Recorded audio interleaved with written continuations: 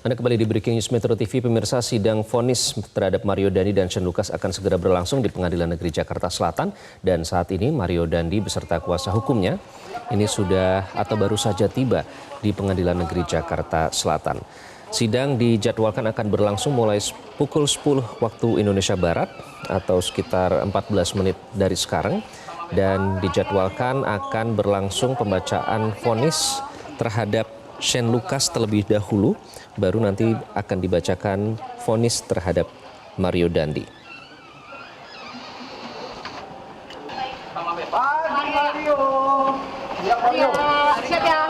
Dan untuk membahasnya kita akan bergabung dengan Prof. Hipnu yang masih bergabung dengan Breaking News Metro TV. Prof. Hipnu, selamat pagi. Pagi, Mas. Ya, Prof. Hipnu ini nanti akan berlangsung pukul 10 ya, sesaat lagi ya. Tadi sudah diwawancara oleh rekan kami, kuasa hukum dari Shane Lucas, dan Shane Lucas yang akan pertama kali mendengarkan vonis terkait dengan kasus penganiayaan berat terhadap David Ozora ini. Nah, kalau tadi diharapkan kalau bisa bebas karena hanya memvideokan begitu. Karena tuntutannya 5 tahun, kemudian juga membayar restitusi bersama-sama.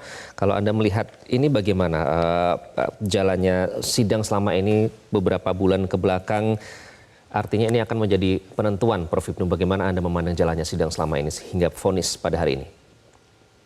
Ya, jadi sidangnya saya kira cukup menarik. Artinya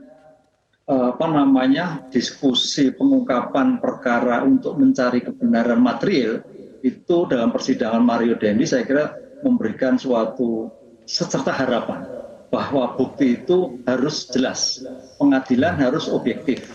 Walaupun memang pemikiran-pemikiran di antara jaksa dan penasihat hukum nggak ketemu. Ya memang seperti itu, karena jaksa itu adalah mewakili masyarakat, mewakili korban, penasihat hukum mewakili pelaku. Kan makanya tadi permintaannya kalau bisa bebas kan gitu. Tapi bagi pemikiran jaksa nggak mungkin. Nah, disinilah nanti hakim akan melihat dari bukti-bukti yang sudah ditemukan di persidangan. Satu, faktor niat, faktor pelaku, apakah ini menjadikan sebagai pemberat atau tidak.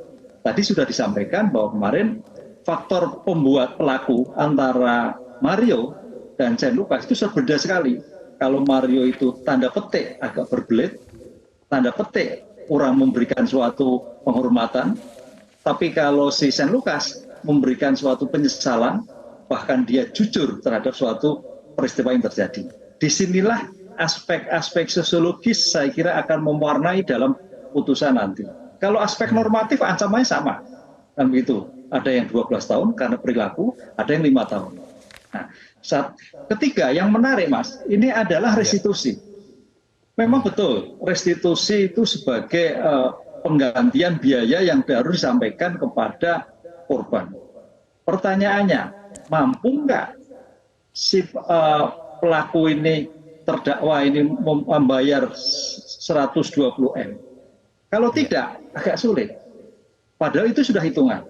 Satu, hitungan 120 M dalam kacamata saya akademis, itu sebetulnya hitungan yang masih betul-betul dikeluarkan pada saat itu, atau hitungan yang masih ongoing ke depan.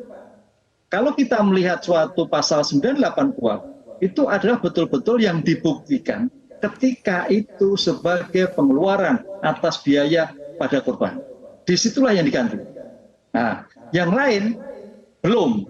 Tapi ini kan perkembangan baru, sehingga LPSK memberikan suatu perkiraan sampai pada usia David itu pada dewasa. Itu saya kira bagus. Kita berikan acung jempol bahwa perhitungan sampai di sana.